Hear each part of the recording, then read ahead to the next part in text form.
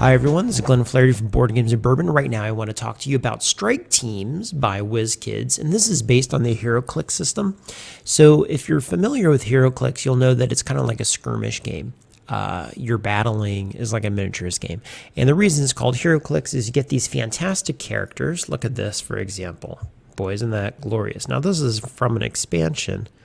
This is Falcon, but I love the detail on those, and the base of this clicks around, and basically when you either do damage or if you're upgrading your character, you get something called a build number, and you pick attributes up to that number. I'll explain that more in a second, but you're going to get these fully articulated figures. And in this version of the game, it strips some of the complications out from regular HEROCLIX. And what you're doing is you're either battling in a scenario or over a campaign. And as the campaign goes on, the boards become very elaborate. Your powers grow stronger. It becomes epic. There's actually a lot of gameplay in here, and the expansion figurines are actually very cool. So in front of us, what I have is Radioactive Man, Absorbing Man, Falcon, and in the back I have Captain America, which looks amazing. I love it. That looks really cool. Let's see if I can get the camera on that. I think they even gave him a butt, if you can believe that. That's, yeah, well, you know, he's been working on his glutes. So, okay, so what happens in this game? Well, what you're going to get is a board. You're going to get a map over here, and you're going to get a stage deck of cards. And what this does is it will give you a bunch of different ways that you can build your campaign or scenario board. So for instance, this has a very specific layout of cards that come in the game. It comes with a whole bunch of scenery. You have spawn points, green for the good guys, red for the bad guys, and I believe white is where Hydra spawns. There's also destructible environments in this, and there's doorways and stuff like that. Now, once you have all of these builds, you get this whole deck of cards, and you can see that there's still stage one over there, but there's stage one here. And basically what it does is it tells you what your goal is and what you're trying to do. So when you multiply the number of setups by the number of stage cards, you have quite a bit of variability in there. And then multiply that by what enemies and what good guys you want to use, and then you have a lot of variability. Okay, now how do you actually set it up? Well, when you set up the game, you take those cards, you get your environment here, and then you choose who your person is and what powers they have. Now, how does that work? Well, for that example, I will use, let's see, I'll take my Falcon card here. So when you look at these cards, what it does, this is each individual person's player card.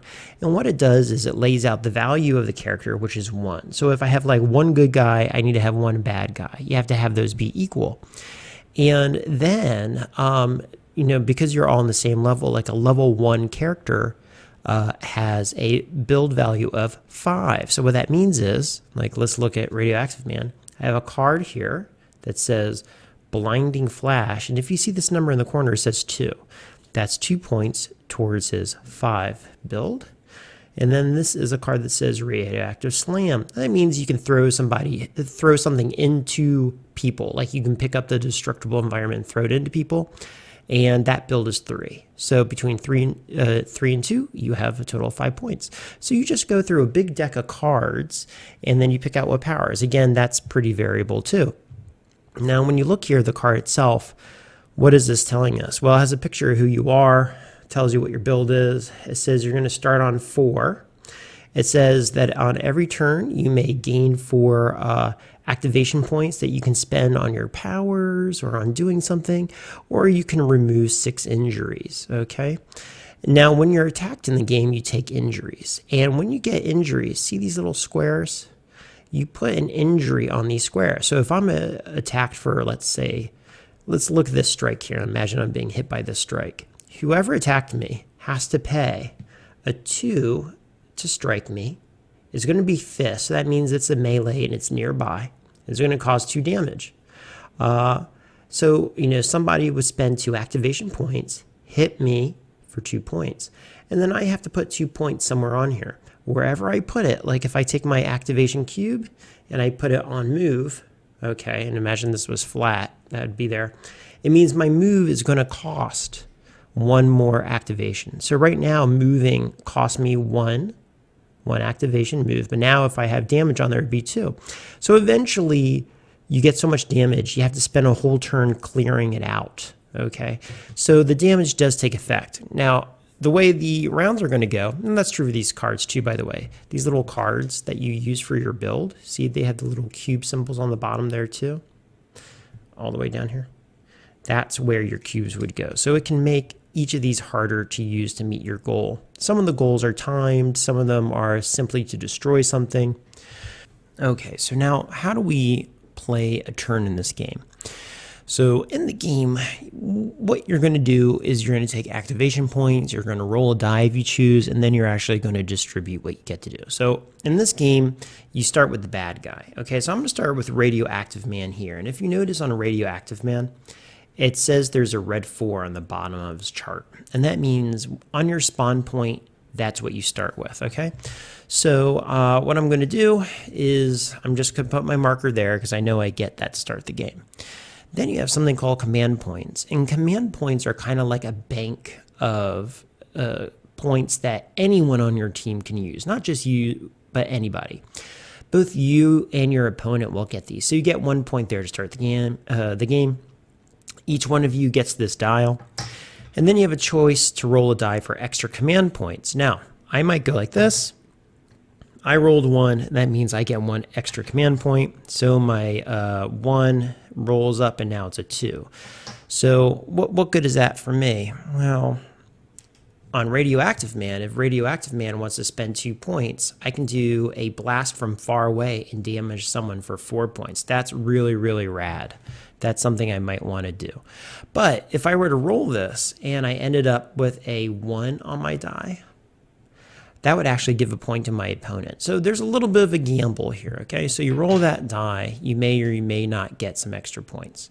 Okay, so now that I have 4, what I'm going to do is I'm going to say, I'm going to do movement. So let's try to figure out our move here. So Radioactive Man can move for 1. Okay, he can move 1. So Radioactive Man can move diagonally. He is going to go 1 right here. And then he's going to do a blast for 2. 2 long range, which is usually 2 or 3 because there's something that says like you can blast someone 2 or 3 spots away if it's a long range attack, but beyond that it starts to diminish. So Captain America over here, pull this a little closer. Captain America is within 2 spots, 1, 2. I'm going to hit Captain America for 4 damage. Okay, so let's just pretend Captain America is not going to defend that. What does that mean to us? Well, once Captain America receives 4 damage, that means I have to place 4 damage markers on his card. Now, if you notice, all these spots, they have these little boxes on the bottom. That's where you put damage. So I have to distribute 4 damage between this card and his special power cards, his build cards of different value, right? So he also has a hurl card here, which is pretty cool, but it has 3 little squares at the very bottom. I could put damage there. And the point of damage is when you incur damage, whatever action you put it on is going to cost 1 extra activation point. So instead of Captain America's, melee attack of slug costing 2 points, now it's going to cost 3 if I have 1 damage on it. What it does to the enemy remains the same, but the cost to activate it increases, okay? On your turn, you can then spend your turn getting rid of damage if you want, stuff like that. Okay, so it builds up. And now that Radioactive Man has taken his turn, you can put a little a little yellow cube or some marker in there showing that this person's already taken their turn, and then it goes around. Now, once everyone's taken their turn, that's the end of the round, and you move on, and you get your command points, and you can roll again, and it goes forward. Now, there's some other cool things in here, too. I mentioned a second ago that there's distance concerns. I'm going to move these all off. And the other thing in here is there's actually destructible environment, and you can even throw it in there.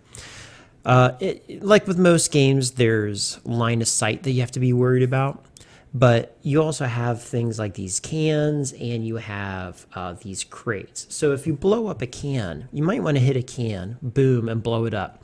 It costs 3 to blow that up. And when you do that, you're going to put this little marker out there to show that you blew it up. And if you're certain people, like if you are Absorbing Man here, Absorbing Man who can blow things into people, there's actually a hurl power. And what you could do, and I wonder if I brought that card out, but what you do is you can hit this and then slam it into somebody and then damage your opponent for the value of this item. That's pretty cool. You can also, if need be, destroy a crate. You can destroy doors, all types of things. Now that's really the whole game in a nutshell. There's really not that much to understand. I'm really having a good time with it. I think it looks great. I love dealing with these people. Once you go through one scenario, everyone upgrades. And so, for example, let's see, we'll take Radioactive Man again. And what I'm going to do is I'm going to go to this bottom here. And I'm going to click this around. Okay, so when we start with Radioactive Man, okay, there's two numbers here, and I don't think we can pick it up. It says 0. Oh, there we go. 0. Oh, it's trying to get there. Well, it says 0 and 5. That means this person has a build of 5. Okay. Now, if I do this and it builds up again, what it's saying is that the build now is 8. So that means that Radioactive Man can now have 8 points worth of cards. Right now, currently has 5. Has a 2-point card and a 3-point card. But in the future, I can add one more 3 card, and that'll make him super powerful. It'll allow him to distribute damage more readily, but that also means the opposing side has to have more build as well. Because what you do is you multiply the quality of your character, 1 by the build, and then you make sure both sides are equal just to keep it fair. Anyway, so that's Strike Teams. It's very simple to get to the table. I think it actually feels really cool because the characters are so ornate and the destructible environments. There's no reading in it. The cards are very easy to understand. And I would say all the choices in the game are very logical. The artwork great. The components are great. The rules are very good. Not great rules. Pretty good rule book. But when you mix the maps and the stages and the characters, you have a lot of variability in there too. Okay. All right. Well, that is Strike Teams. That's just it in a nutshell. Check that out. I think you'll be satisfied. All right. Thanks, everyone. I'll talk to you later. Bye.